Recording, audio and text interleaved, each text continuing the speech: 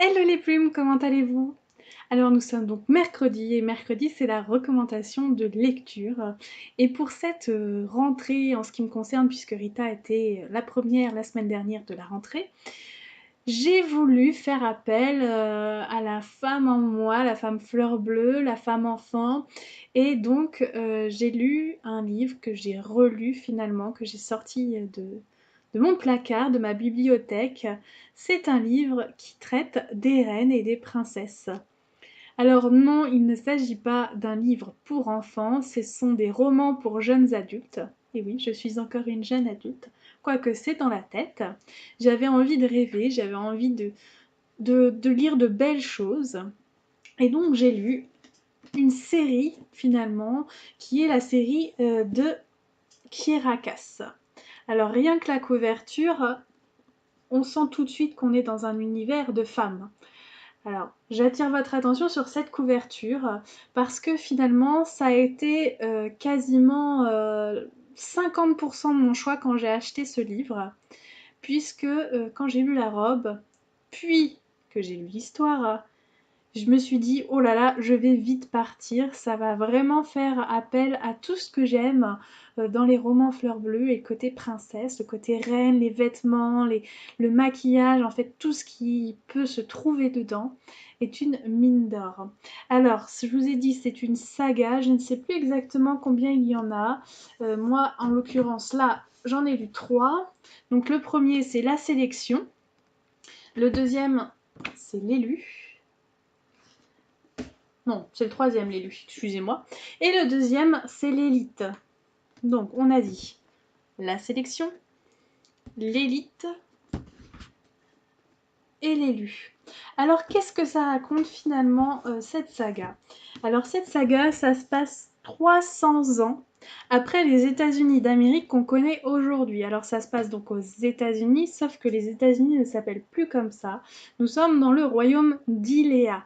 La démocratie est tombée pour faire place à la monarchie à nouveau. Et cette monarchie, elle est un peu particulière parce que la population est divisée en castes, un petit peu comme dans Hunger Games. C'est-à-dire que les gens naissent dans une caste et demeureront dans cette caste à moins qu'elles gagnent suffisamment d'argent pour acheter la caste supérieure. Alors, nous entrons dans la caste des plus pauvres avec les castes 8, après les 7, après les 6, etc. Et les 1, finalement, ce sont les monarques. Et qu'est-ce qui se passe? C'est l'histoire d'un jeune homme, donc du prince, qui cherche finalement à trouver sa princesse. Et afin d'apaiser les tensions qui peuvent régner dans son peuple, la population est tirée au sort, enfin les jeunes filles de cette population entre 16 et 19 ans sont tirées au sort afin de convenir à la sélection du prince. Et donc toute cette sélection se fait à travers différentes épreuves. Donc il y a cette part de loterie, on va dire, pour trouver les 92, non, je dis des bêtises, les 30 et quelques premières sélectionnées.